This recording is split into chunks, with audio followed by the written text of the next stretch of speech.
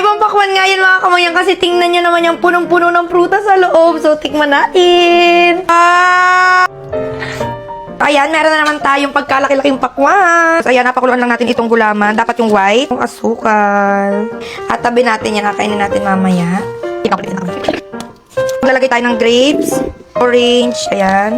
Ayan, peras. Depende sa inyo kung ano yung mga prutas na gusto ninyong ilagay. Meron tayong papaya. Ayan na siya. Dandohon. Wala sana okay. Ay! So, ayan ang itsura niya mga kamangyan. And, ayan, balikan natin to bukas. So, ilalagay lang namin to sa ref. Ayan guys, good morning. Ito na, ayan, matigas na yung loob. And, tingnan natin sana okay kapag hinati na. So, let's go! Hala! Wow! Colorful. So, yung mga chikiting nyo dyan matutuwa kapag garnish. Ay, di makakakain mo ay sobrang dami. Parang salad siya.